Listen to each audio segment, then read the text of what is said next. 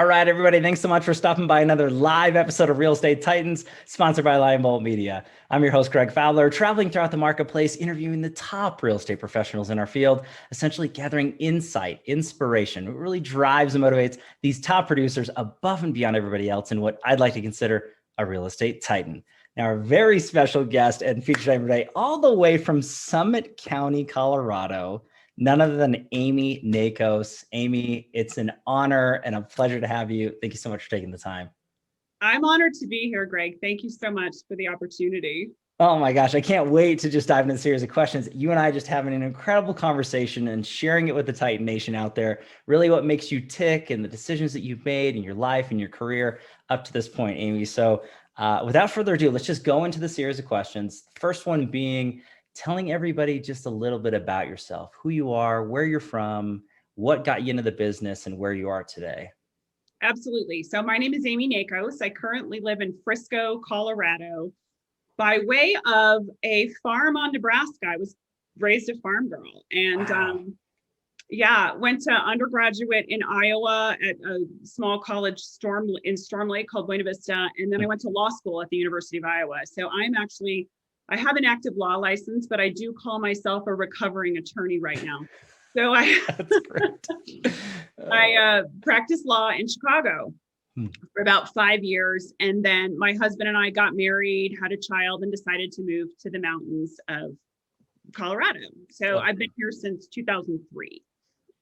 How did I get into real estate? Yeah. Well, as an attorney, you can get your real estate license without going to school.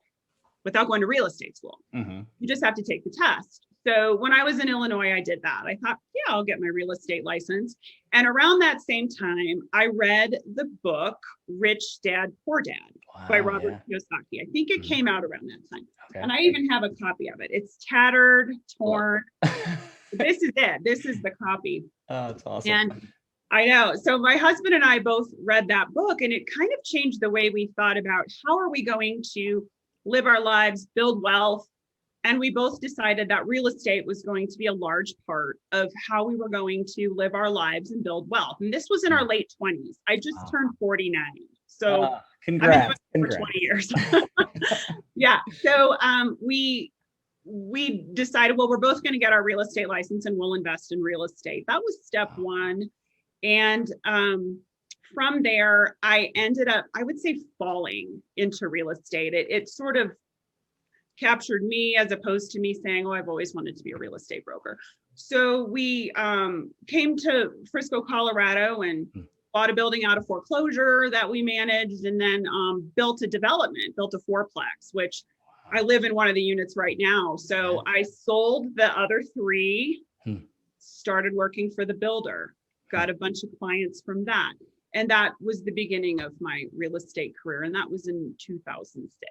Unreal. Yeah. And Amy, I love that story. I want to rewind on it just a little bit, because going from, the Windy City, right, Chicago, Illinois, to Colorado and on the Western slopes, what was the thought behind that originally? I mean, being an attorney, going from there to here, what was the process and the move? I'm just curious. Yeah. I mean, everybody says that. Everybody says that's such a crazy, dramatic move. So to have a little more background, growing up in Nebraska, I used to vacation in Breckenridge. My uncle had a condo here. Okay. And my husband actually lived in Silverthorne when he finished college, working for a company up here. We both were then in Chicago and had that in common. The really long backstory to it is our realtor in Chicago. We weren't realtors at the time. We weren't in the real estate. I was an attorney, and my husband was running a wine business. Wow. And she calls us up and says, hey, I have this condo at Copper Mountain and I want to sell it. Do you guys want to buy it? I'll sell it to you for what I bought it for, because I want to buy something in Chicago. And we went, okay. Okay. Yeah. So that's how we ended up in Summit County. We had a condo at Copper Mountain. And when we decided to move up here, which was almost 2 years later, we didn't buy a house. We moved into this little teeny condo that we lived in for 3 years. Wow. Had 2 children there. Yeah, it was crazy.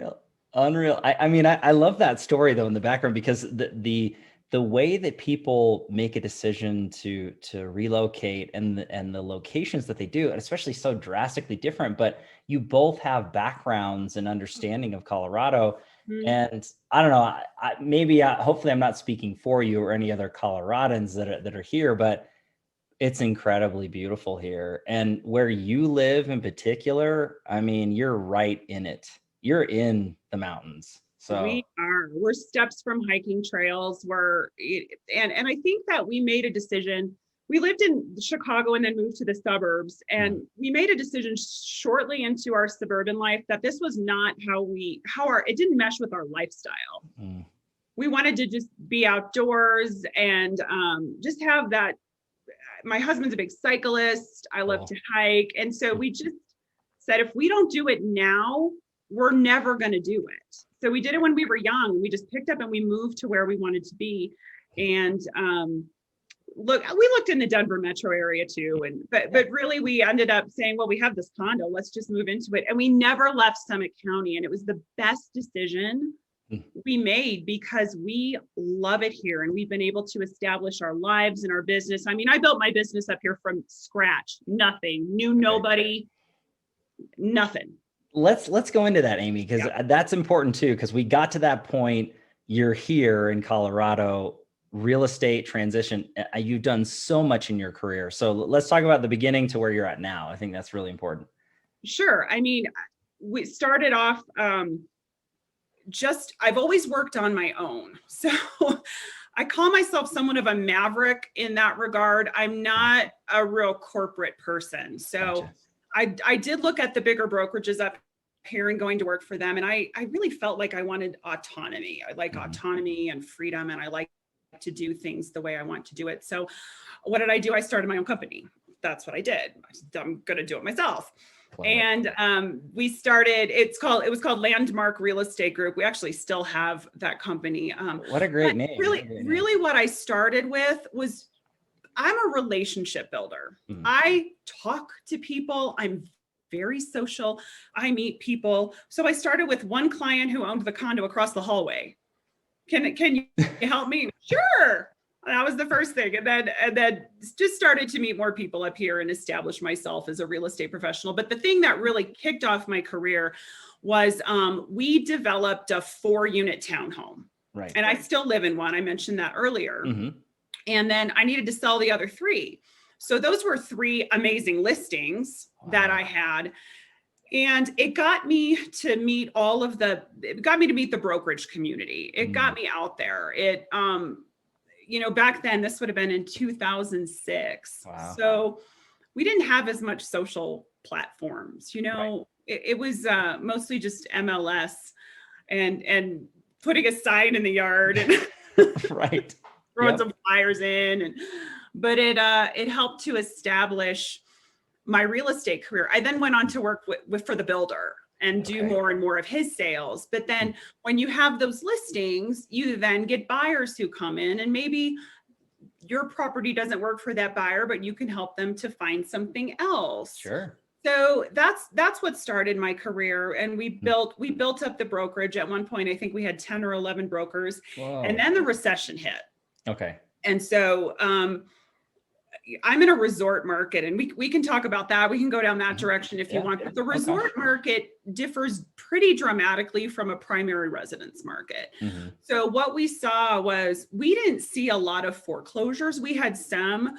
Most of our buyers are very financially able to maintain their properties. But we ended up, things hit the skids when we couldn't get loans anymore. Our market really started to tank in 12, 13, and the bottom was probably 2013. Wow. But during that time, and everything works out for a reason, right? Sure. We the brokers ended up disbanding, kind of doing their own things. And everybody's, back doing well again, which is great. But that I was building my career, and then that happened. And that was a time where I said, I really got into more personal development. I took the time to say, I can either be really defeated by this. I can feel like, my life is over, or my career is over, or we can start to do things to just better yourself. Sure. And I think it was during that time, and based on other things I had done before with reading and personal development, that I think I developed the capacity to become the top producer that I am today. I love because that. you can't just show up and be a top producer. You have to have the right mental attitude. You have to have the right stamina. You have to have the right capacity. Sure. To be able to do that. So that's what I did during the recession. And then what I would say has allowed me to continue to build my business is just great relationships, staying in touch with people, having the right help. I have some good people on my team, but the one thing I do that has been incredibly successful is for the past, I'm going to say 10 years, I write a monthly newsletter. Very cool. And I write it from scratch. And I don't take canned information. I write it from scratch. I include information about me and my family and the market and my listings. And I've had people, I closed a deal last year. He'd been on my list for 10 years. Whoa. I got a call yesterday from a woman who just says, I've been reading your newsletter for 2 years and I just love who you are. So that's what I do. I put who I am into a monthly message, and my list is about 800 people. So it's like I'm having a conversation every month with 800 people. And Amy, the fact that you're addressing that, to me, is crucially important, because so many people try to get away from the fundamentals or the basics of business and relationships. And you obviously don't, but you don't just go to the generalization of touch points. You're looking at it to be very custom, it's not a template. It's not some generic information that everybody has access to. It's coming from your heart and your head. And what a wonderful way to connect with people in a very forward thinking way, and a consistency. 10 years, Amy. I mean, think about that. That's insane. Most people can't do something for 10 days, let alone 10 years. So I know. There are times though where I think it's the end of the month already. How is it possible that I have to write another newsletter? Oh my gosh. That's how fast time goes. But it's that is what I can say is probably my best secret to success. I don't have a killer CRM system, and I don't have, a lot of people have all these different things. I don't have a big national brokerage, right? I have a great local regional brokerage that I love, but that has been my secret to success. And it works. My gosh. I love it. And again, no need to overcomplicate it or reinvent the wheel. And, I think it's a Tony Robbins quote, but success leaves breadcrumbs, or success leaves a trail, something like that. And I think that just the consistency and heavy amounts of consistent work, right? And just putting that time in and effort is really going to get it done. But I mean, Amy, you're doing so many different things. Before I ask you kind of the next series of questions in this, I want to just ask you about a project that you're working on in Frisco. And because you're doing so much, but I would love to share a little bit about that, because your mind is in a completely different place. And I just want everybody to know that. So what's going on with the project and development in Frisco, Colorado? We just launched this last week. So we are building 5 townhomes in Frisco. They're a couple blocks off of Main Street. So anybody who knows Frisco, Colorado, we're just a quaint mountain town. It was an old mining town back in the day. So we have a very lovely little main street with shopping and dining. We're 5 miles from Copper, 9 miles to Breckenridge, close to Keystone A Basin. So we're in a world-class ski resort community, but we've really become a year-round destination. So we have hiking, biking, we've got the marina, but the townhomes that we're building, 5 of them, 2 freestanding structures and then a triplex, 2 blocks from Frisco Main Street. So you have really great walkability. The other thing that's really cool about them, I think, and I don't know this 100% for sure, but Frisco and Summit County passed a new energy efficiency code that everybody had to comply with if you pulled a permit after July of last year. And I think we might be one of the first townhome projects that have to comply with this energy efficiency code. So it means that our units are going to be just incredibly energy efficient. Your energy costs are going to be very, very low. And we'll have electric car chargers. Awesome. Right. Yeah. And so there's a lot of great features that they're going to have. They all have rooftop decks. So you have 360-degree views of the surrounding mountains, and the views are drop dead gorgeous. Wow. So it's exciting and it's fun. So that project is called Storm King Mountain Homes. Storm King Mountain Homes. Storm King comes from the Palma lift at Copper Mountain. It's called Storm King. Very cool. And I love that, Amy, the fact that your depth and breadth of knowledge is so deep. And you know, what's really fascinating to me, and we didn't really talk about this. Before I move forward, I do want to move back, all the way back. And I should have asked you this at the beginning, but I was so curious as to why you moved from Chicago to here. But originally, when you were going down your path as an attorney, what was your thought process there? Because I do want people to know a little bit about why you got into that, because we didn't discuss it. I missed the question, so I apologize, but it's okay. I'm a self-proclaimed nerd. So I did really well in school. Yeah, love that. That's great. I mean, to even go back further, if I was bored at home on the farm, I'd read the encyclopedias. That's what I'm saying. So You're the best. I know. I'm book smart, and I like reading and learning things. So I got good grades. I got a full ride scholarship to undergrad. What do you do with that? And when you're terrible at science and math like me, you can't be a doctor. You can't go down these traditional fields of what do people who do well in school do? I don't think. So I ended up in undergrad, I was an English speech communication major, and then just went on to the next natural step, which was law school. Did well in law school. But here's the thing.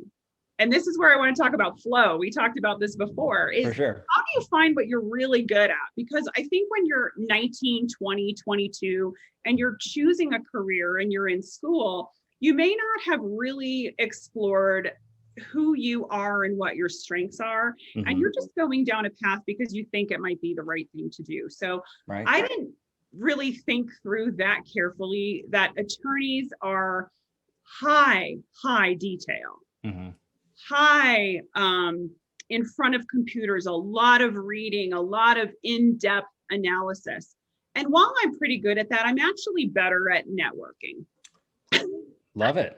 Yeah. Okay, so in my law firm, I was an okay attorney. I got okay reviews, but I literally got bonuses for bringing in clients. Wow. They were kind of like, I don't know who that associate is, but she can bring in clients. And that's what I was good at. That's awesome. Isn't that funny? Yeah. So, and now if you're, 20 years later, 25 years later, I can say, what I wish I would have known back then is, could somebody have done a personality test on me? Could we have just done the Myers-Briggs or whatever? Right. And maybe we could have saved, I probably still would have. I mean, I will never trade law school, and my experience, it has helped me with everything I do. But when I got into that job in that law firm, it became clear that I was okay at it, but I wasn't in flow. I didn't love it. I wasn't doing what I came here to do. And then when I got out, when I left the law firm, which was, in part because I had a baby, and it was, I just couldn't make it all work. But I started to dabble in real estate, and I thought, now this is where I can bring my networking, because as a realtor, you're the center of the wheel. Oh, for sure. And all the spokes come out. You're the first point of contact. You need to have a plumber, and you need to have daycare, and you need to know about the schools, and you better know where the best hamburger is, and you better. And I'm already good at that. So Yeah. it helped me to, when I met with new people, I mean, I just could make their transition smooth because that's my natural style. Yeah. So transitioning from law to here, it worked out that way, but I didn't script it. I didn't say it's time for me to transition because Here we go. I'm better at this. It over time, things just happen. And then you start to find, how do I best operate? I mean, when I was managing broker of the brokerage, I was not, that wasn't the best use of my skills. Gotcha. I was better at doing the sales than I was the management. But it was after you go through that and you learn and you say, oh, I'm better at this than that. So I love it, Amy. And again, I didn't mean to throw off our flow of conversation, but I think that I'm so glad that you mentioned that. You being a book smart, a bookworm, and a fellow nerd, I love that. And the fact that you applied your knowledge as an attorney, but as you mentioned, you don't regret it, and you use everything that you do every day. There's pieces of your past that are kind of, ripple affecting into what you're doing. And you wouldn't be the person you are today without going through that process. And I just think that it's incredible that you've identified what you love, what you don't like, what you feel very confident and accelerating in, and stuff that you don't necessarily want to do and serve the client. So I think all that comes into play into your life, and everybody can take that as perspective. And this is why I love, Titans, is because everybody has a different path, a different walk, a different perspective, but there's so many different ways to reach those successful heights. And I want to transition into this because I know there's so much that you can share, and you've dropped already nuggets as it was into lifestyle change and moving and decisions. But Amy, this question is for the audience. At the end of the day, if you could look back at your career and any career path for that matter, whether it's, real estate or anything else, if you could pick or pinpoint one or two things that you added or implemented or just applied to your life that really moved the needle for growth, or that you saw a shift or change, what's that look like for you? What advice would you give anybody listening or watching? Okay. The first thing that comes to mind, because I always think it's the first thing that comes to mind that you have to bring. So 2020 for resort real estate, and really real estate all over, was unprecedented. So from 2019 to 2020, I doubled my volume. Wow. And it got to the point where it was just too much. And I have a hard time letting go of things. I'm sure many listeners understand this, right? Yes. Don't really love to delegate. Don't feel like anybody can do it as good as I can. And I brought on, in the last couple of years, I brought on a marketing partner to do my marketing pieces. Her name's Sonia. She's fantastic. Cool. That then got taken off my plate. So now I was not having to create marketing content. Number two, I brought on a new transaction coordinator. And I've always had a transaction coordinator. I've had a transaction coordinator for many years. I transitioned to a new one, and she's just on top of that portion of my life. So I don't have to do the files, or, I manage, I maintain and make sure they're correct, but was able to pull that off my plate. And I just a month ago hired a new executive assistant, Jennifer, who is saving my life. But it was the hardest thing I've ever done. I have a business coach, Dawn, who told me I needed to do it. My husband told me I needed to do it. And I resisted because I thought it might slow me down. I thought I'm going to lose integrity. I'm going to lose control. And it's turned out to be a huge blessing. I've freed up. My goal was to free up 10 hours a week, and I've already done that. Oh, unreal. It's amazing. So I'm probably even closer to 15, 20, getting up to 20 hours a week. Wow. That's the thing that was really hard for me to overcome. Some people are great at delegating. I'm not. Right. I'm just not. So that would be the main thing I would say, is finally relinquishing some of my control and allowing other people to help me. Because they're really better. The marketing person's, Sonia's way better at marketing than I am. Sure. Kara can manage my files way better than I can. Jennifer handling scheduling and all the details way better than I am. And it's letting me go out and do the networking and what I do where I'm good. I mean, other than that, I think the other thing would just be law school. Probably the hardest thing I've ever done career-wise is getting through law school and I did very well in law school.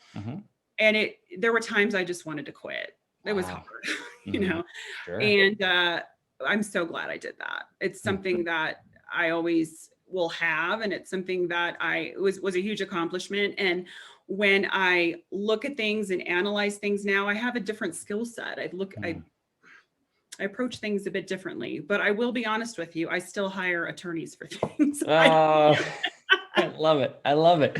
But Amy, the way you mentioned that, I think is crucially important for anybody. It doesn't matter where you are in your career path. If you're newer in the business or you're a seasoned pro, is looking at the highest and best uses of your time and being able to leverage, being able to delegate certain activities that are taking you away from your highest and best uses. And when you mention 10 hours, 15 hours, 20 hours, huge. Yeah, that's huge. It's huge. I would spend my evenings on my computer just catching up. And now that's getting done during the day.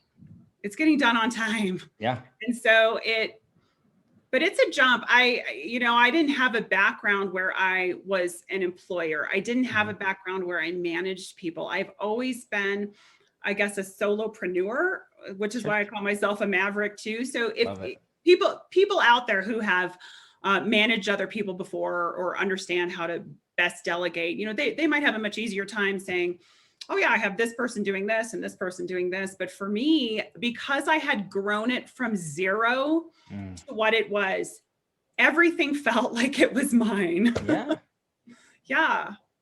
I love that though. When you're mentioning it, and there's so many other people that are listening to us right now that are saying, yes, I know what she's going through. I know what she's been through. I've seen these different changes in life. And before we went live, we were chatting a little bit about this topic, and I thought it was brilliant. And you were alluding to growth and change into your life and your career. And for me, in the thought process is the person that you were 5 years ago is a completely different person than you are today in the way you think about things, maybe the way you analyze or conduct yourself or attack a certain project, because you're evolving as a person and a professional if you're doing it the right way. And that's how you grow.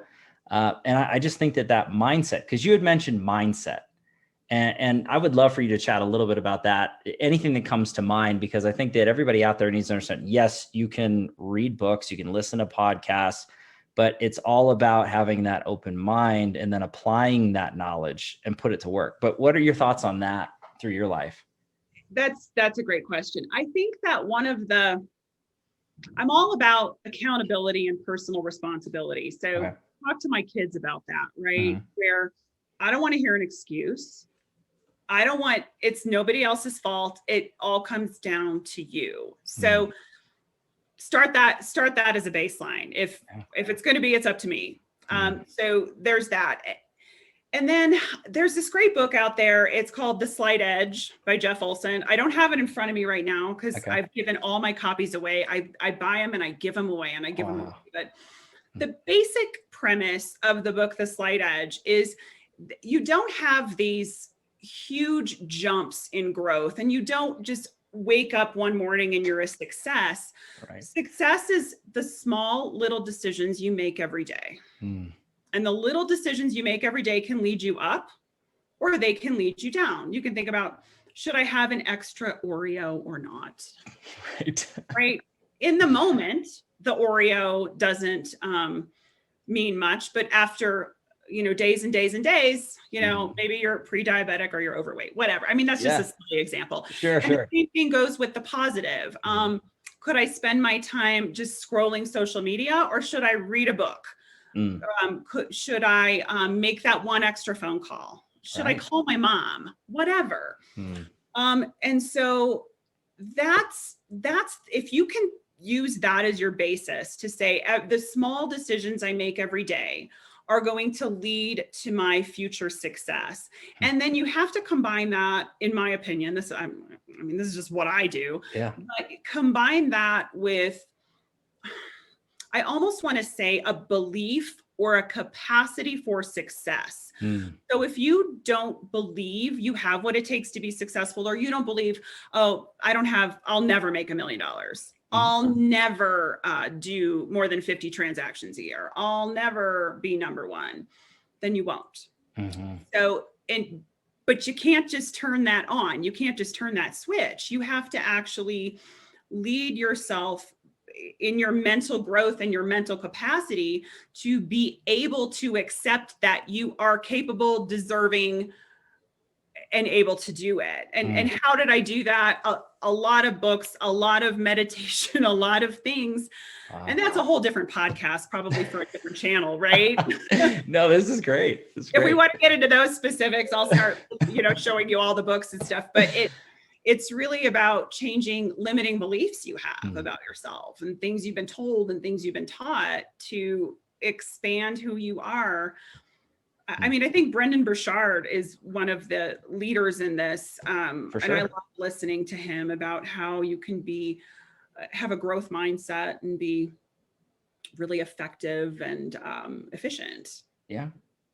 I don't know if I answered the question or if I just talked a whole lot. You did. No, Amy, seriously, you did, because you're looking at it from an abundance or a healthy spot. It's that Henry Ford quote, whether you think you can or you think you can't, you're right.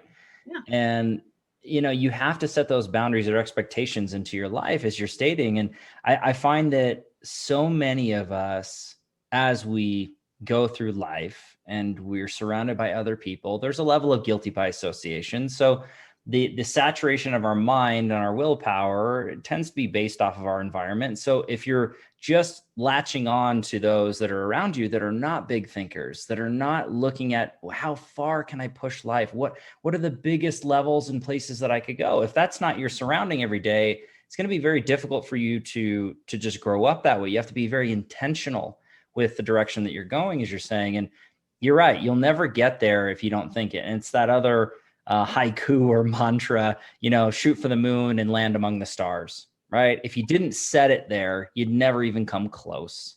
And I just love you just have to inch up those goals, as and always celebrate. The thing I found too is I don't really celebrate, I'll hit the goal and be like, okay, next. Rather than saying, wow, that was really good. I love that. You worked for 5 years to get that, and you did. And I think that's a lot of people who maybe look at real estate from the outside in, they see the shows on HGTV. And I know you've had many of these people on your show. Yes. And it's, you wear great outfits and you go into these beautiful mansions and you sell these multi-million-dollar homes. But there's so much that goes into the background of growing this business, being in this business.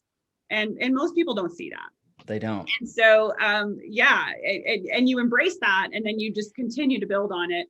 But I also wanted to mention there's this saying, and I don't know who said it, but you are the compilation of the 5 people you hang out with the most. Yeah, so true. And so it is about being very intentional about who you surround yourself with. And you want to be with people who bring out the best in you, not those who bring you down or have small minds of what life is about.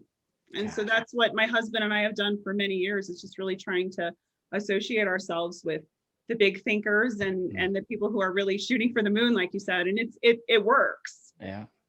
It does, Amy. And again, I am so glad and honored that you took the time to be on the show, because I know that you're amongst so many incredible people that are really pushing those boundaries and setting those expectations for what true professionals should, look to aspire to, and giving a perspective to the consumer to say, hey, it's not all, sunshine and roses. There's a lot of hard work and things. All the preparation happens, behind closed doors, and to show up and shine. It's all the prep. And again, you're just a shining example as far as I'm concerned, Amy, when it comes down to it. But before we wrap anything up, is there any other closing remarks, anything else you want to mention, or you feel like we nailed this one? I mean, I think we did a great job. I love it. I would agree. Thank you. I want to thank you for creating this platform, because what an amazing way to be able to have all of the different perspectives from real estate in one place where people can go and just experience how 232 different people for episode 232. Yeah. 232 different people have gotten to where they've gotten, because it's not a straight path. It's always a crooked path, and it's always an individual journey. So I love it. And Amy, I can't thank you enough. It was an absolute honor and pleasure. And again, for you sharing your story with the Titan Nation, I have to dub you an official real estate Titan. That's a badge of honor that you can wear forever. That goes with you. No one can take it away. There's no trophy, there's no plaque, but it's in your heart. You know that it's there. I have it in my heart now. Thank you. It's there. But thanks again, Amy. And thank you out there for your time and attention. As always, your love and support. If you like here with Real Estate Titans, don't forget to like, subscribe. You know what to do at this point. I have to give our sponsor a quick shout out, Lion Bolt Media. If you are in real estate and you're looking to grow and scale your business on the digital end, visit lionboltmedia.com. They got a free mini course inside there. Now, we are live on Real Estate Titans every Tuesday afternoon, a different Titan, a different location. We'll catch everybody in the next live episode of Real Estate Titans. Take care. Thanks, Amy.